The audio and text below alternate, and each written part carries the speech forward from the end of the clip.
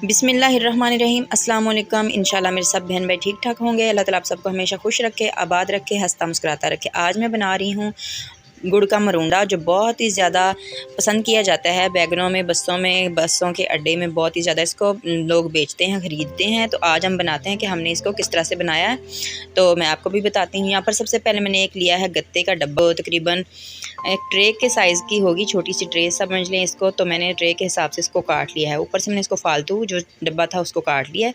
और अब मैंने एक बटर पेपर लिया है, इसको हम इसके साइज़ का काट लेंगे और इसके अंदर लगा देंगे। अब इसके अंदर लगाएंगे हम एक ब्रश की मदद से ऑयल।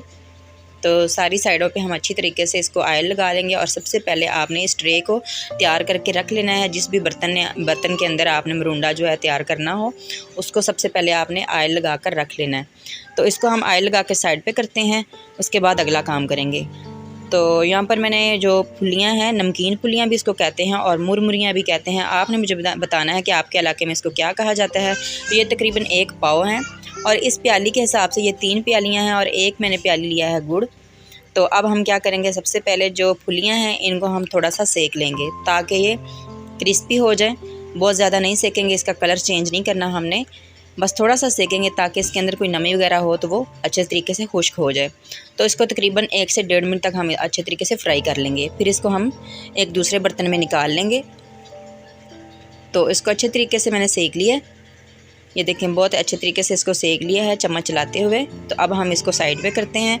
तो अब हम करेंगे अगला काम। तो यहाँ पर मैंने एक बर्तन लिया है, आप कढ़ाई ले लें, जिस भी बर्तन में आपने बनाना हो, इसका बैटर तैयार करना हो वो ले लें। इसके अंदर डालेंगे हम देसी घी 1 चम्मच।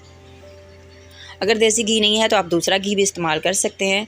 अब हमने जो गुड़ जो है इसको मैंने पीस लिया था और ये 1 प्याली गुड़ है, 3 प्याली मुरमुरियाँ हैं। अब इसके अंदर हम गुड़ डाल देंगे और आंच जो है बहुत स्लो रखेंगे और इसके ऊपर हम थोड़ा सा इसको सेक लेंगे। तो मैं साइड पे कर रही हूँ क्योंकि ये थोड़ा ज़्यादा गर्म हो गया था। तो आपने भी यही करना है, अगर आपको लगे कि बहुत ज़्यादा हीट है तो आप इसको थोड़ा साइड पे कर लें। अब हम हल्की आंच पे इसको इस तरह से फ्राई करेंगे, अच्छी तरह से गुड़ को पिघला लेंगे। तो ये देखें ये बहुत ही जल्दी से फ्राई हो जाता है, पिघल जाता है। तो इस तरह से हमने इसको जल्दी जल्दी से हिलाते हुए मिक्स करना है ताकि जले नहीं। तो ये देखें इस तरह से हमने इसको फ्राई कर लेना है। 1 से 1.5 मिनट के अंदर ही ये अच्छी तरह से मेल्ट होना शुरू हो जाता है। तो ये मेल्ट होना शुरू हो गया, यहाँ पर आप देख सकते हैं। जब आप समझें कि इसके अंदर बबल से बनने शुरू हो गए हैं तो ये बिल्कुल रेडी हो जाएगा।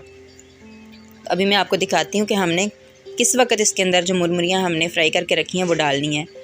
तो गुड़ का मरूंडा किस किस को पसंद है ये भी आपने बताना है, और आपके इलाके में मुरमुरियाँ जो हैं या फुलियाँ नमकीन इनको क्या कहते हैं। तो यहाँ पर देखें इसको हमने अच्छे तरीके से फ्राई कर लिया है। अब हमने जो अगला काम करना है वो जल्दी जल्दी करना है, क्योंकि इसको चूल्हे से उतारेंगे तो ये बहुत जल्दी ठंडा हो जाएगा। तो इस वक्त हम चूल्हा बंद कर देंगे, ये अच्छे तरीके से पिघल चुका है और अब चूल्हा बंद कर देंगे। तो यहाँ पर देखें इसको जो चूल्हा है वो मैंने बंद कर दिया हुआ है और 1-2 मिनट तक हम इसको अच्छे तरीके से हिलाते रहेंगे। इसको ठंडा नहीं होने देना। इसके साथ ही हमने जो फुलियाँ तैयार कर कर रखी हैं फ्राई करके वो इसके अंदर डाल देंगे और जल्दी जल्दी चम्मच हिलाएंगे।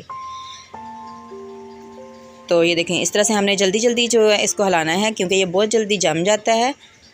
जल्दी जल्दी इसको मिक्स करेंगे और जो ट्रे हमने तैयार कर रखी है उसके पास ले जाएंगे इसको और उसके अंदर उल्टा देंगे सारा जो बैटर हमने तैयार किया है इस तरह से। तो इस तरह से जल्दी जल्दी हमने इसको सेट करना है।